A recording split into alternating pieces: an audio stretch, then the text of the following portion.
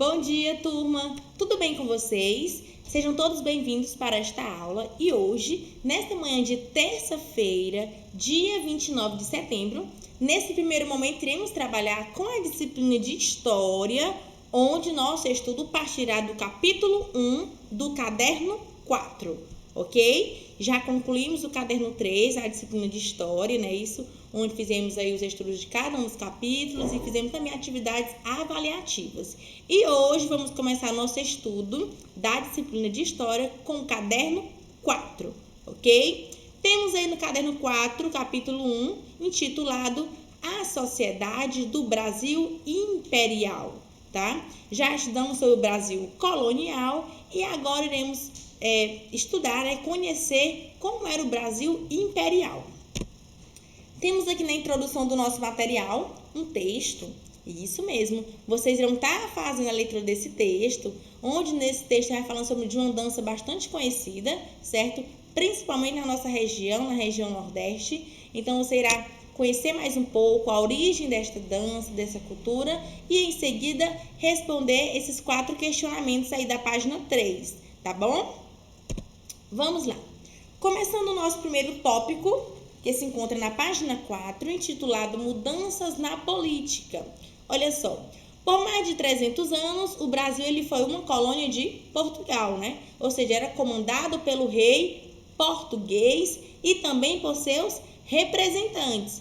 E com a proclamação, né, da independência do Brasil, que ocorreu no ano de 1822, o Brasil deixou de ser território de Portugal e passou a contar com a liberdade para tomar as decisões sobre os mais variados assuntos, entre eles a produção de riquezas, a venda ou compra de mercadorias e as criações de leis, né? Porque sabemos que durante muitos anos, né, o Brasil foi governado somente pelo rei português, onde as pessoas de Portugal, os mais ricos e seus representantes mandavam, né? Ou seja, eles lideravam todas as riquezas aqui do nosso território, né? E foi a partir do ano de 1822 que o Brasil tornou-se independente, certo?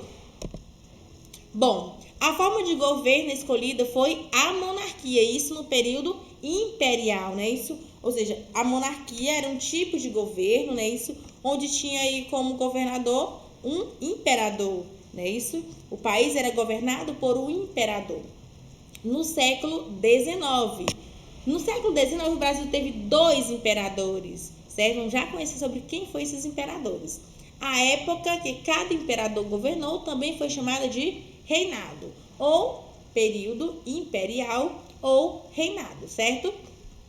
Bom, o primeiro reinado foi comandado por Dom Pedro I, um nobre português que liderou a independência de nosso país. Então, foi ele que ficou aí, né, responsável de comandar o país no primeiro reinado.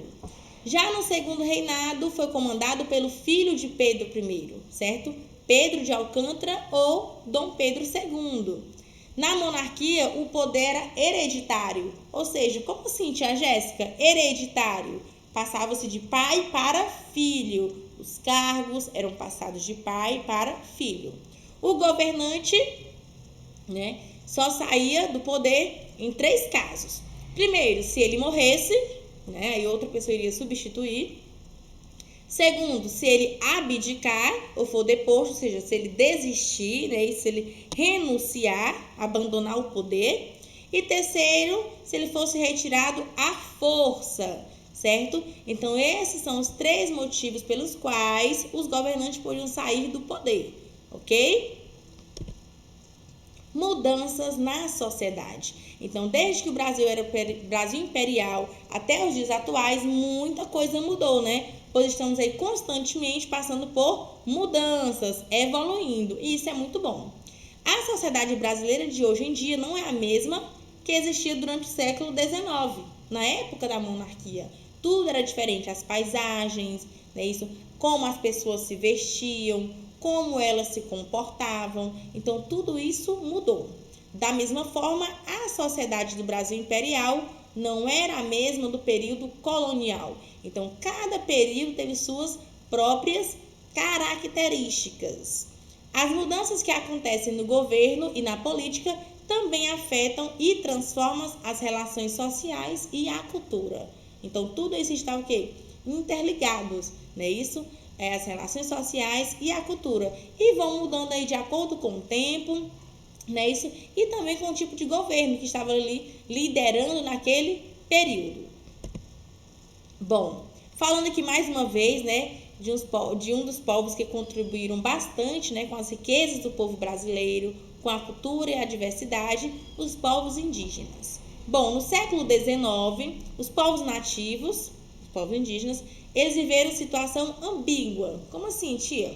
Na literatura, música e pintura, o indígena era representado como um herói da nação, dotado de qualidades inspiradoras, certo?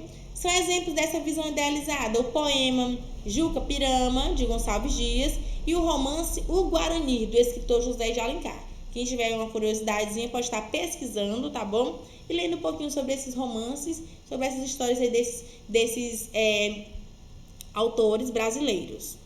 Milhares de indígenas foram mortos e diversas comunidades destruídas, né? Sabemos que durante o período colonial, principalmente, né, houve muitas mortes dos povos indígenas, onde muitas comunidades foram destruídas pelos portugueses.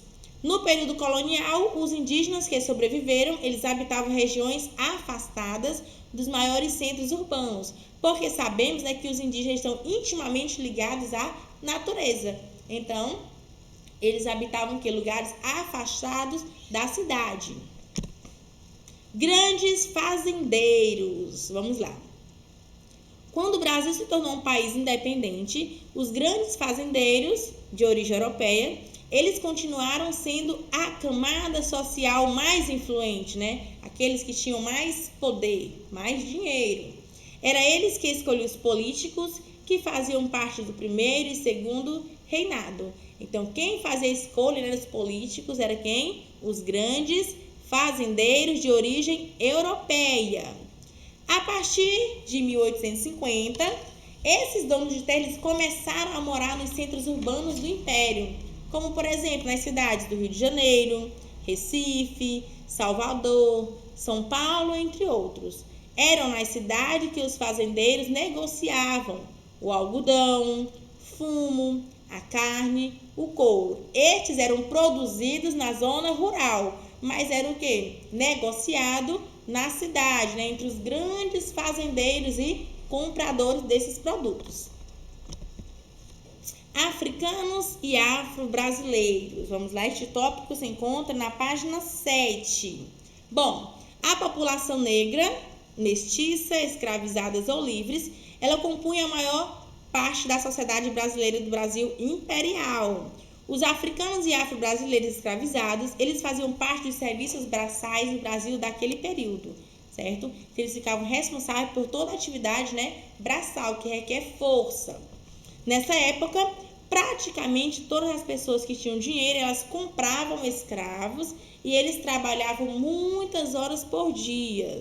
Então, sempre naquele período ali, as pessoas mais ricas, elas tinham escravos, elas compravam esses escravos. Um escravo doméstico, por exemplo, ele costumava trabalhar mais de 14 horas todos os dias. Então, era um trabalho muito pesado. Exigia muito esforço físico para quem era maltratado, não se alimentava bem, não dormia bem e trabalhava muitas horas por dia. Durante o dia, os escravos domésticos, eles eram responsáveis por todos os serviços da casa, né? E à noite, eles preparavam o banho de seus senhores, certo? Eles tinham que muitas vezes ficar ali no quarto até esperar o seu senhor adormecer. Então, era um trabalho muito desumano.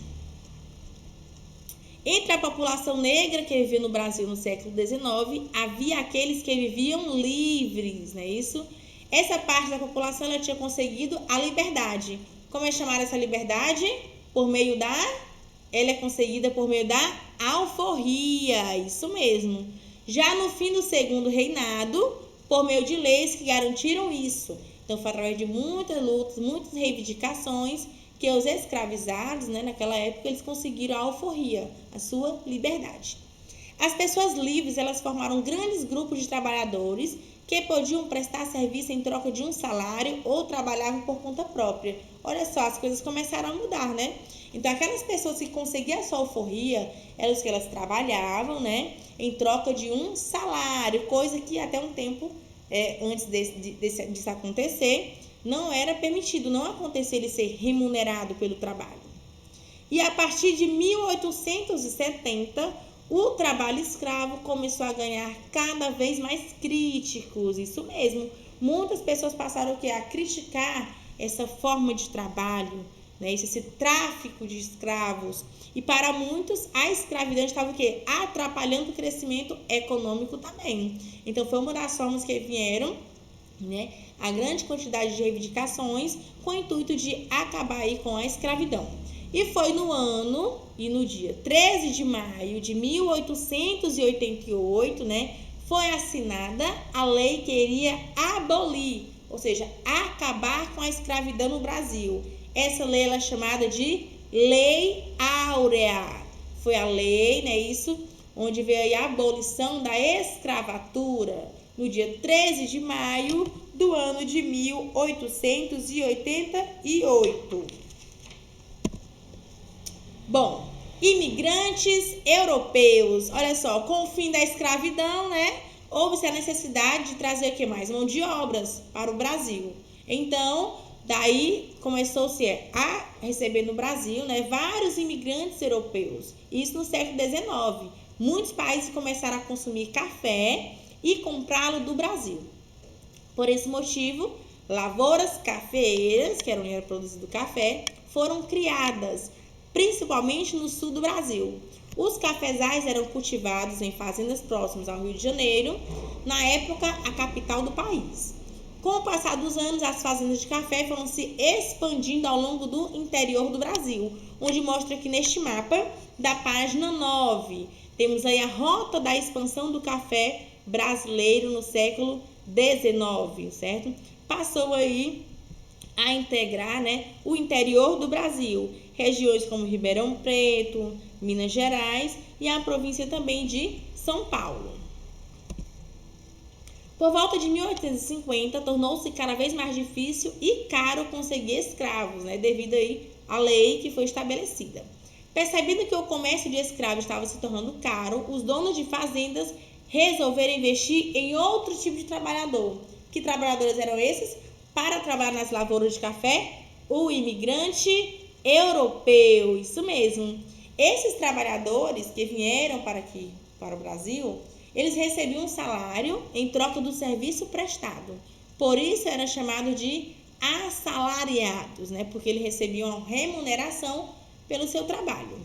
Esses imigrantes, eles vinham em busca de empregos, saíram do seu país para fugir das guerras e da miséria. Com isso, encontraram a oportunidade de trabalhar nas lavouras, né? Quem eram esses imigrantes? Imigrantes espanhóis, portugueses, alemães e de outras regiões da Europa. Bom, para o transporte das sacas de café, ou seja, o que eles utilizavam, né? Muitos agricultores, eles cobraram dos governantes a construção de estradas. Isso mesmo, as estradas de ferro, que era próximo às fazendas. Daí o governo começou a investir em ferrovias ligadas às grandes regiões cafeeiras do Rio de Janeiro e São Paulo, até os pontos no litoral. Ao longo dessas ferrovias surgiram pequenas cidades que aos poucos foram se tornando movimentadas pela presença dos imigrantes, também pela presença dos ex-escravizados e de pequenos comerciantes. Daí houve uma expansão daquele local. As coisas foram crescendo e aparecendo aí várias cidades. Bom, meus amores, e relacionado ao conteúdo trabalhado aqui no capítulo 4, olha só. Vocês irão responder na aula de hoje as páginas 3, 6 e 8, ok? 3 páginas para vocês responderem.